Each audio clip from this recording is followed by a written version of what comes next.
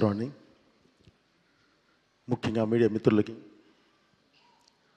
సోదర సమానులైన నందమూరి అభిమానులందరికీ, అలాగే ఈరోజు ఈ సినిమాని ఈ స్థాయికి తీసుకువెళ్ళిన తెలుగు ప్రేక్షకులందరికీ పేరు పేరున నా కృతజ్ఞత తెలియజేస్తున్నాను. శిరస్సు ఉంచి నమస్కరిస్తున్నాను.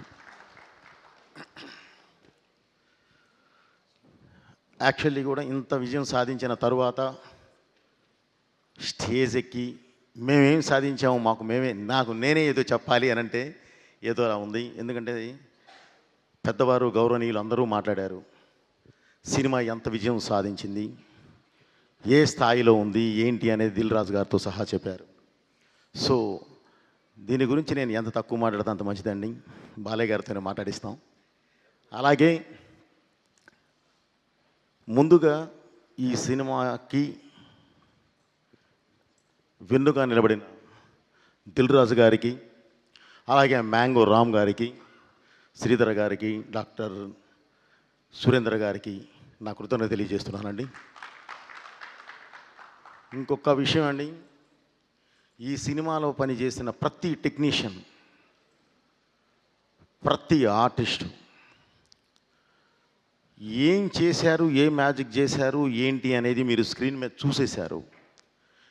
ఈ సక్సెస్ సందర్భంగా నేను ఇంత విజయం సాధించినప్పుడు వాళ్ళందరి గురించి మాట్లాడాలి, కానీ తమన్ గారు ఆల్రెడీ ప్రతి ఒక్కళ్ళ గురించి మాట్లాడేశారు.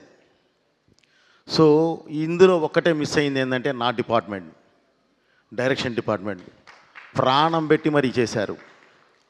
అంటే నా ప్రతిదీ ముందు ఇక్కడ దాకా మ్యూజిక్ దాకా రావాలి అని అంటే దాని ముందు పడే ఒక ఇది ఉంటుంది. దానికి ప్రతిదీ నా వెనకుండి ఏది చెప్పినా సరే ముందుకు వెళ్ళిపోయి మొత్తం అంతా చేసుకొచ్చేది వారు. తర్వాత ఎమోషన్తో పాటు నేను యాక్షన్ ఎక్కువ పట్టుకుంటాను. కథ రిచ్ అయినా సరే, ఏ రిచ్ అయినా సరే నేను పట్టుకున్నప్పుడు దానికి యాక్షన్ నాకు ఉంటుంది.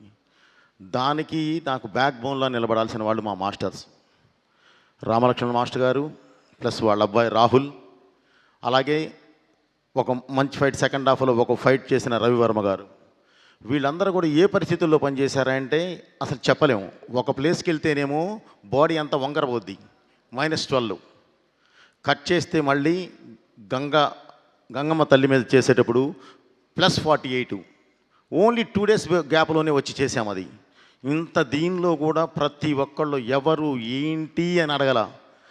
సినిమా బోయపాటి గారు ఉన్నారు అక్కడ, మనకు ఆ సినిమా ఉంది, మన సినిమాని గెలిపించుకోవాలి అంతే అని ప్రతి ఒక్కళ్ళు వచ్చి నా వెనకాల నిలబడ్డ ప్రతి టెక్నీషియన్కి పేరు పేరున నా కృతజ్ఞతలు తెలియజేస్తున్నాను. అలాగే నా ఆర్టిస్టులు కూడా. ముఖ్యంగా ఈ సినిమాని ఒక ప్లాట్ఫామ్ మీద తీసామండి. ఈ సినిమాని ఇందాక మామూలుగా కొంతమంది మీడియా సోదరులు కూడా చూసినప్పుడు చాలా బాగుందండి, ఇంకా ఏం కావాలి దీనికి అని అడిగారు. సార్ మాకు డబ్బు వద్దండి, డబ్బు గురించి మేము ఇది తాపత్రయపడలేదు. కలెక్షన్స్ ఇటు వస్తున్నాయి, బ్రహ్మాండంగా ఉన్నాయండి, చాలా బాగున్నాయి, బాగా వెళుతుంది, అందరూ చూస్తున్నారు, ఆదరిస్తున్నారు, ఫోన్ చేస్తున్నారు, అప్రిషియేట్ చేస్తున్నారు. కానీ ఇంత మంచి సినిమా అంటే ఈ తరానికి దేశం గురించి, ఈ తరానికి ధర్మం గురించి, ఈ తరానికి దైవం గురించి ఇంత గొప్పగా ఒక మంచి కమర్షియల్ ప్లాట్ఫామ్ మీద చెప్పినప్పుడు ఇది జనంలోకి వెళ్ళాలి, ఇది జనంలోకి తీసుకెళ్ళండి సార్, చాలు వాళ్ళు ఆదరిస్తే చాలు అని చెప్పానండి. సో ఈ సినిమాని ఇంత పెద్ద హిట్ చేసిన తెలుగు ప్రేక్షకులందరికీ పేరు పేరున మళ్ళీ నా కృతజ్ఞత తెలియజేస్తూ, భారతదేశం ప్రపంచంలోనే ధర్మ గ్రంథాలయం. భారతదేశము ధర్మానికి తల్లివేరు లాంటిది. ఆ తల్లివేరు వేర్లుగా పాకి ప్రపంచానికి మొత్తం రూట్ చూపిస్తుంది. దాన్ని నమ్మిన దేశాలన్నీ అద్భుతంగా ఉన్నాయి, నమ్మని దేశాలన్నీ ఇంకోలా అయిపోయినాయి. అలాగే ఈ సినిమా, ఈరోజు ఈ సినిమాలో నేను ఒక డైలాగ్ చెప్పానండి.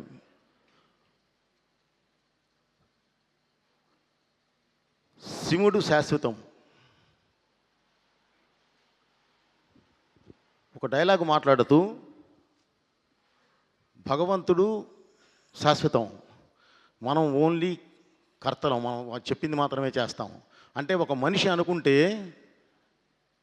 గెలవచ్చు, ఓడచ్చు, ఏది 2 ఆప్షన్లు ఉంటాయి.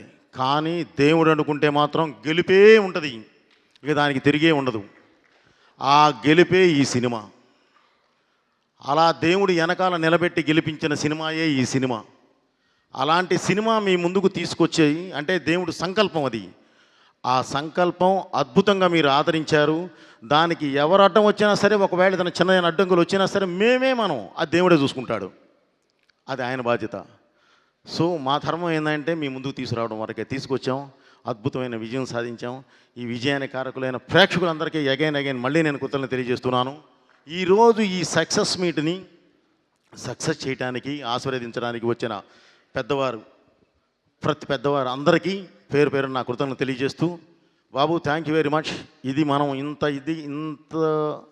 స్థాయిలో ఇంత హైలో మనం చేయగలిగాము అనంటే కారణం ఓన్లీ మీ సపోర్టే.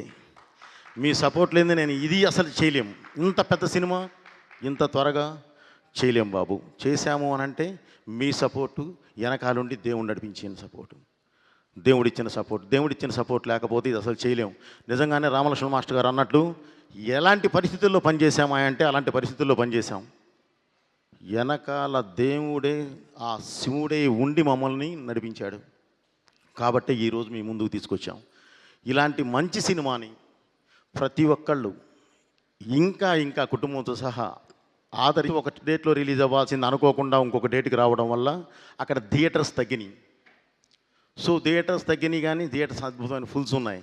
ఇప్పుడు చిన్నగా పెంచుకుంటూ వెళుతూ ఉన్నారు. దయచేసి ప్రతి ఒక్కళ్ళు అక్కడ అబ్రాడ్లో ఉన్న ప్రేక్షకులందరూ కూడా ఈ సినిమాని వారి పిల్లలతో సహా అందరికీ చూపించి ఆదరిస్తారని చెప్పి ఆశిస్తున్నాను. అలాగే ఈ సినిమాలో ఉన్నది ఏంటంటే గొప్ప ఇదేంటంటే సినిమా స్టార్ట్ చేసినప్పుడే ఇది 3D కూడా ఇది చేశాం. 3D కూడా చేయడం జరిగింది. అది ఈరోజు ప్రసాద్ మల్టీప్లెక్స్లో, ఐమాక్స్, పీసీఎక్స్లో అద్భుతమైన ఇది జరుగుతుంది. ఈరోజు 4 షోస్ కూడా ఫుల్స్.